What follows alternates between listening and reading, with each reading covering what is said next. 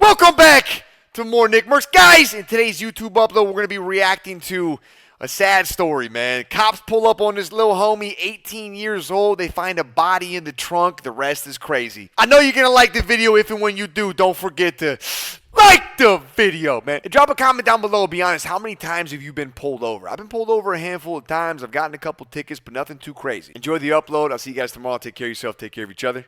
Peace and love, baby. Okay, chat, probably back on stream tomorrow. Took a little break. I know everybody's mad about it, but we'll be back soon, I guarantee you. 2020, a Louisiana gaming been boring, man. There's shit going on. We got Elden Ring, NCAA this week as well. As any other traffic Big M Fam Gauntlet. But a search of the vehicle today's video horrifying. Sergeant. Well, the way he's just said it, horrifying though. Okay, cop realizes that a body is in the trunk.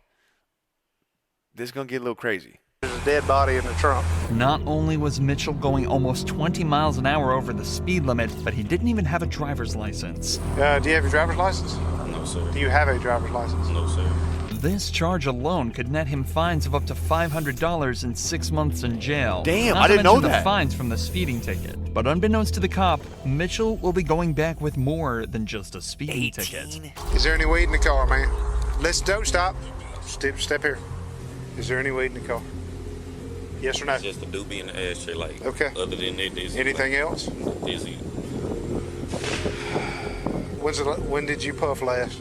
This was Be honest. Because I'm a drug recognition expert. about an hour ago. The cop is looking to get Mitchell on more than just a DUI charge. An 18-year-old speeding in a car like this that stinks of weed tells the cop that there may be something deeper to this traffic stop than a kid going too fast. You just hate to see it, man. Search the man. vehicle for any other drugs. 18-year-old Mitchell starts kid, to man. act increasingly suspicious. All right, where are you He knows headed he right messed now? up too. I was headed back home. Where's home? What's your address? No, stop. Come here. Where do you live? It's easy. It's easy to answer this. Where do you live? Oof. You don't know how to drive to your house? I was coming from there, how I got lost. So what's the address? You don't know your address? No, sir. Okay, come back here. Can I take a look in your car? Yes or no? Yes, sir. Mitchell has now consented to the search of his vehicle. The cop doesn't is know his realistically address? Is only he, like, searching for panicking or weed something? and any other drugs possibly in the car. Gotta be But like he panicking. has no idea what he's actually about to find. Oh god. A search of the front seats turned up nothing. But upon examining the outside of the car, the cop discovered multiple bullet holes across the left side of the vehicle. Oh, It's shit. becoming more and more obvious to the cop that something is not right at all here. And this suspect was likely caught up in something much bigger than he first realized. When did all this happen? When did all that happen? That happened. When? My brother, he said it. How long ago? happened, Days? like, yeah, it was like. Okay, come back. Just leave this here. Come back here. Just stay right here in front of my car. Days is crazy. I'm not gonna lie, man. Hey, it's Jesse again. I'm sorry to bother you. I got this car speeding 73 and a 55. This kid is just so oh man. Oh, It's a black and orange Camaro, and it's got like 3 bullet holes in the left side of it. He said he thinks his brother said his car was in something 2 nights ago. The officer's check of the vehicle returns nothing other than proof Mitchell is lying. His address comes back as somewhere completely different to where he's saying, Louisiana. and the car is registered to someone with a completely different surname.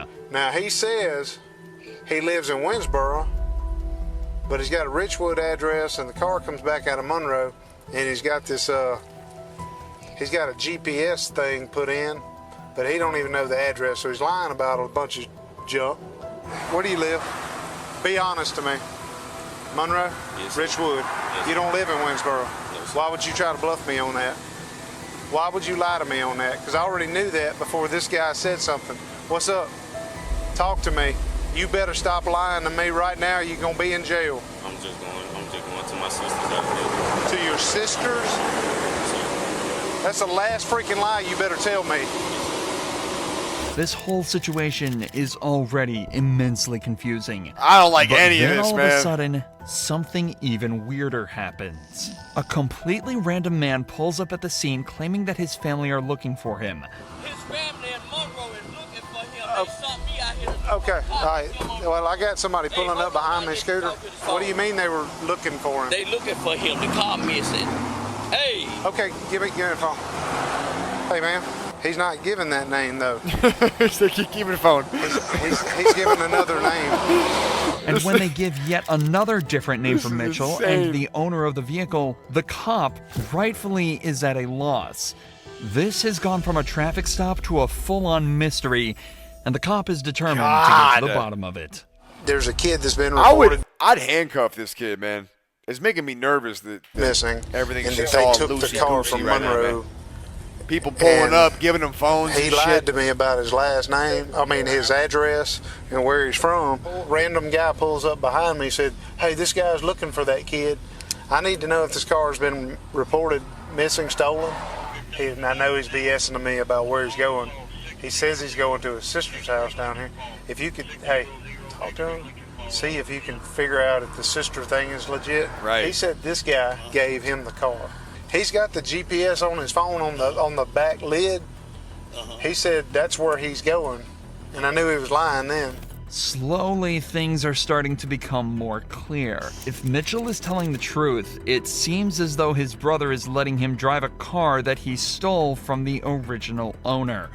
But that still doesn't explain the bullet holes, why Mitchell lied about his address, or why the random man appeared looking. Dude, do you know how dumb you gotta be to be driving around a car that you know is stolen, okay, with bullet holes in the side and a blunt in the ashtray? Dude, I mean, what do you want me? Looking for him, knowing he was driving that What me vehicle. say, But man? now, on top of all of that, Oh. the cop has also just been told over the Lord. radio that there's a missing person report hidden amongst this mess. Oh, What I'm being told is that the boy who gave him permission to use the car is missing. They said color in the car. So he's lying his ass off. Go looking for the person who owns the car, find out that the son of the owner of the car is missing, and now we got bullet holes all in the car. I got you. So something's. Something bad, bro. The only thing he lied about was his address in Winsboro. If he's knows These something cop about videos, this I boy that's hate missing, there's bullet How the holes, cars I'd are like to- going right by. I can't stand At this least, shit. I guess I'll do as much good contact as I can. A few more calls are made, and it turns out the missing person is Michael Robinson, the alleged brother of the boy at the scene, and the man who gave him permission to be driving the car today. However, it's still unclear who owned the car in the first place, but the cop decides to forget about that for a moment and examine the vehicle a second time now that backup has arrived.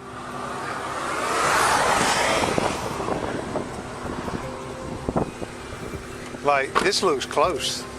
Like bam, bam, bam, bam. Yeah. And the boy, see?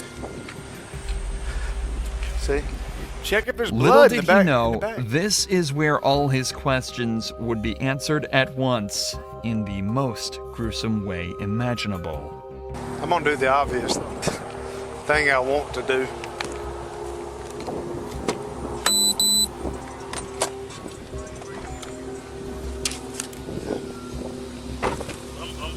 Hey.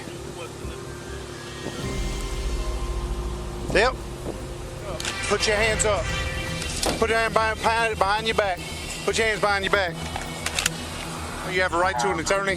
Have one present during any questioning. At any time you choose not to make any statements or answer any questions. You understand? If you cannot afford an attorney, one will be appointed to represent you by the court. Do you understand? Inside the trunk was the body of Michael Robinson, and all of a sudden, everything makes sense. It turns out Michael Robinson wasn't related to Mitchell at all.